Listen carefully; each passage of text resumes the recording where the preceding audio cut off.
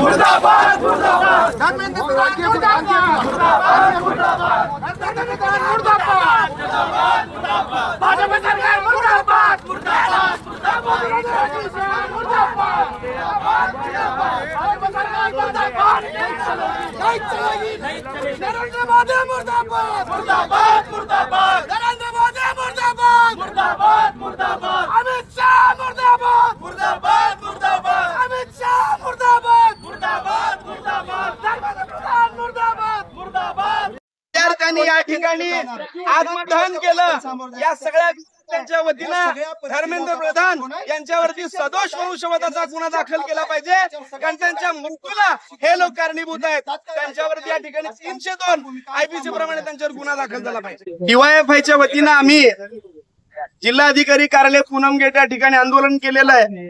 या आंदोलनाचं प्रमुख कारण म्हणजे आपल्या सर्वांना कल्पना आहे, गेल्या अनेक दिवसापासून विद्यार्थी नीटच्या परीक्षेची तयारी करत असताना अचानक पेपरमध्ये बातमी येते आणि टीव्हीवरती दाखवलं जातं की नीटचा पेपर फुटला आणि जे जे विद्यार्थी तयारी केलेत त्यांच्या मानसिकतेचा आणि त्यांच्या आर्थिकतेचा आणि त्यांच्या पालकांच्या मनस्थितीचा काय परिणाम होईल हे आपण कधी कल्पना करू शकत नाही।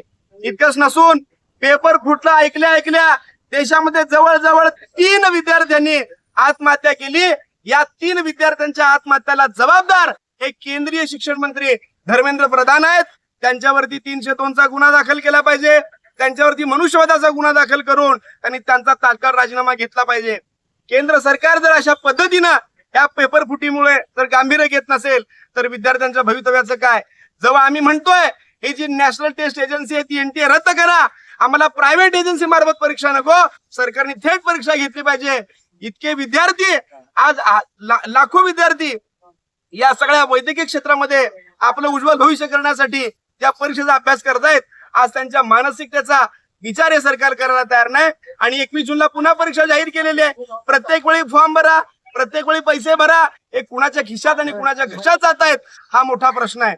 म्हणूनच त्याचा तीव्र निषेध करण्यासाठी पहिल्या टप्प्यात आम्ही आज ठिकाणी धर्मेंद्र प्रधान, मोदी आणि शाह यांच्या प्रतिमेचं दहन केलेलं आहे। यानंतर आम्ही नुसतं दहन करणार नाही, या सरकारला घेराव घालणार आहे आणि सरकार जोपर्यंत विद्यार्थ्यांच्या बाजूने निर्णय घेत नाही तोपर्यंत सरकारला स्वस्थ बसू देणार नाही, हा आमचा DYFIचा इशारा आहे।